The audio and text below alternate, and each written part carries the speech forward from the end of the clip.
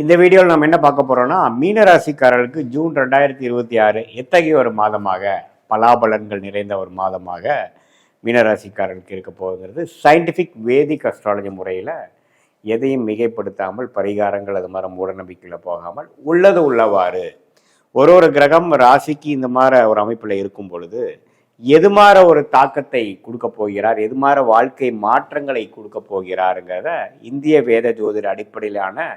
Scientific வேதிக் astrology முறையில் நம்ம துல்லியமாக பார்க்க போகிறோம். இப்போ பாருங்கள், மீனராசிக்கு ஜென்மசனி போய் கொண்டிருக்கிறது. கடந்த ஒரு 6-7 மாதமாகவே, ஒரு வருஷமாகவே ஜென்மசனி போய்கொண்டு இப்போ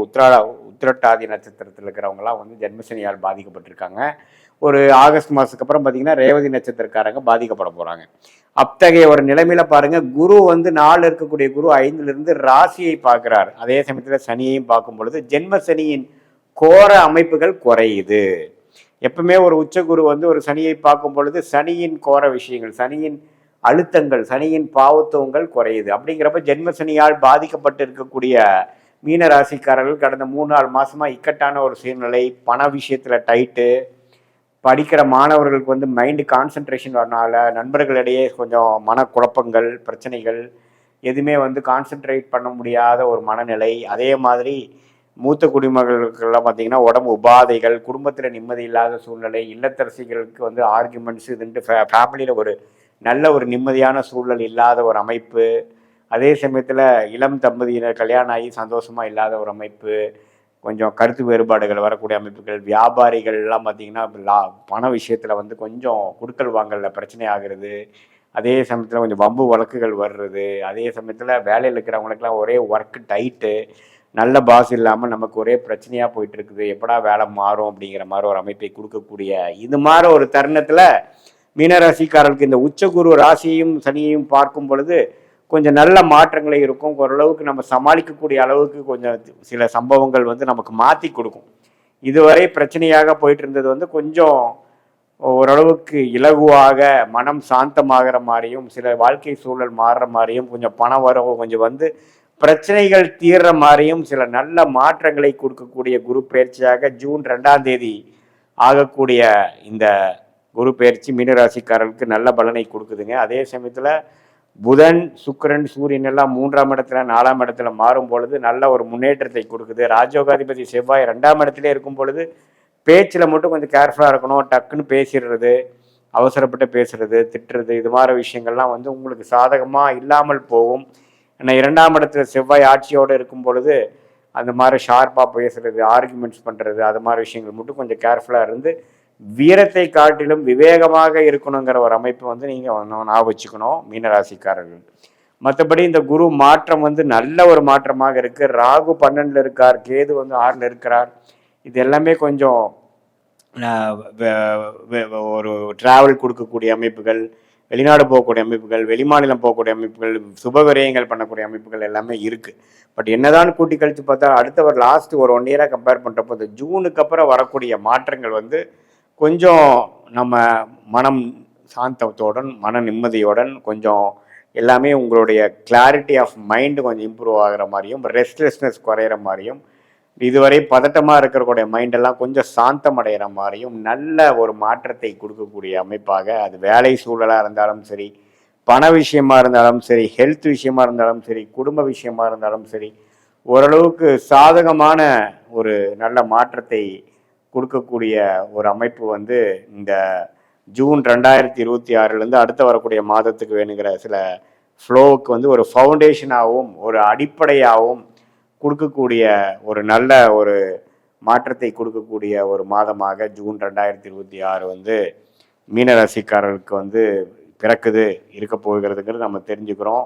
இது வந்து ஒரு மாதிரியான ஒரு பொதுவான ஒரு பலன் தான் தவிர, உங்களுடைய பிறந்த தேதி, பிறந்த நேரம், பிறந்த ஊர் கொடுத்தீங்கன்னா அது பிரகாரம் உங்களுடைய ஜாதகத்தை போட்டு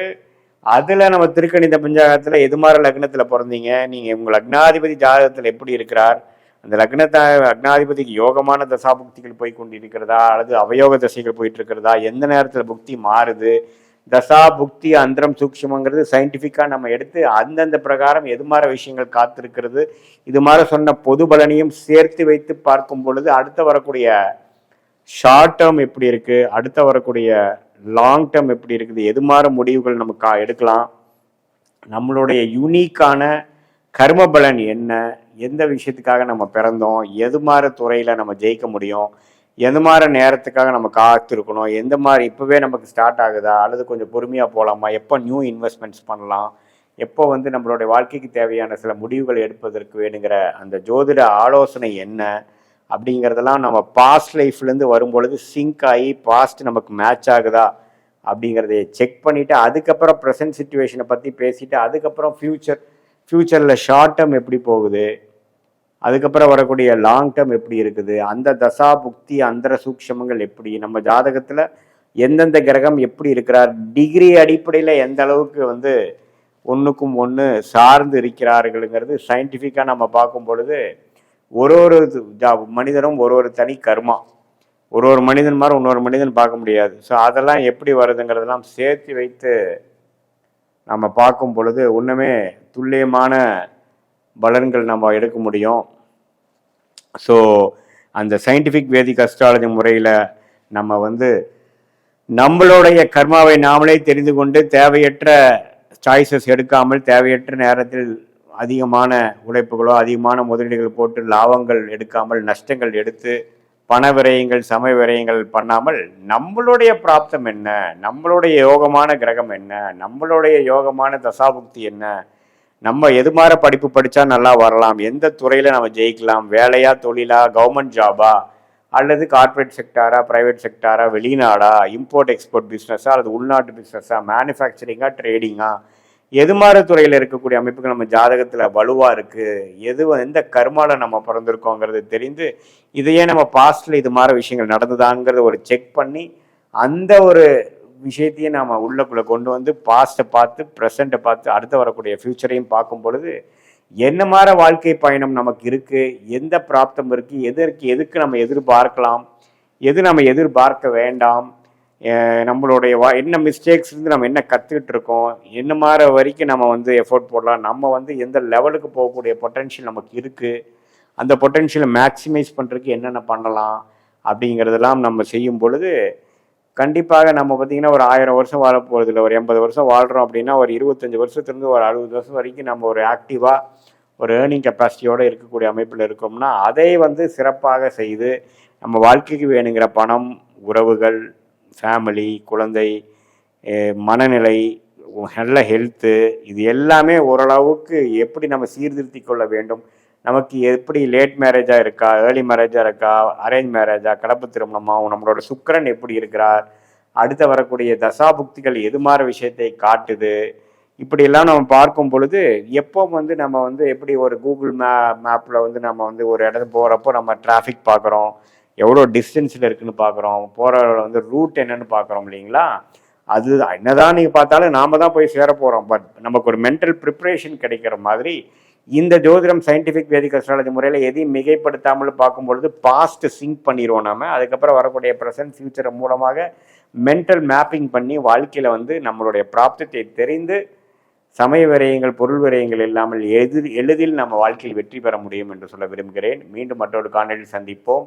நன்றி, வணக்கம்.